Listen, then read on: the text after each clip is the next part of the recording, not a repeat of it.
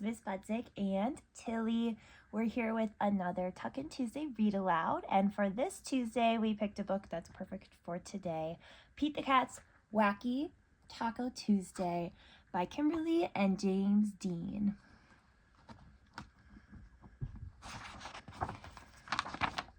Today is Pete the Cat's favorite day of the week. That's because today is Taco Tuesday. On the way to the taqueria, Pete daydreams about all the tasty tacos he's going to eat. Pineapple, avocado, fish. He wants them all. Oh no, there's a problem. The taqueria is closed. This is not groovy at all, Bob says. Now what are we going to eat? Pete doesn't panic. He knows what to do. Let's make our own tacos. Dad makes rad taco shells, Bob is awesome at making salsa, and Mom's fish is far out. Yeah, the family cheers. Back at home, Bob, Mom, Dad, and Pete get right to work. When the dough is ready, Pete starts to roll it into small balls. Then he has a better idea.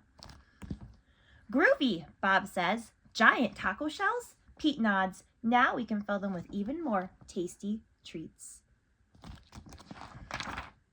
Uh-oh, Dad forgot to go to the store. They are all out of beans and cheese. No worries, Pete says. We can use these instead.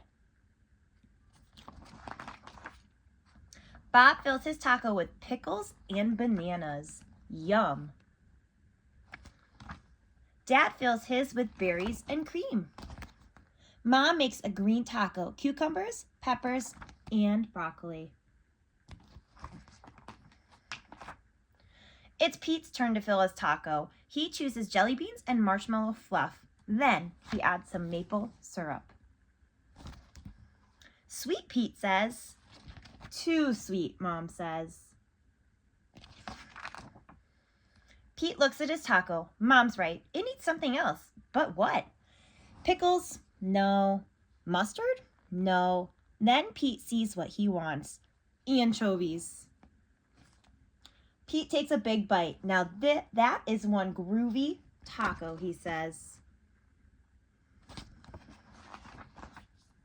Pete hears a knock on the door. What smells so good? Callie asks. Can we try? Asks Gus. Even Grumpy Toad wants a taco.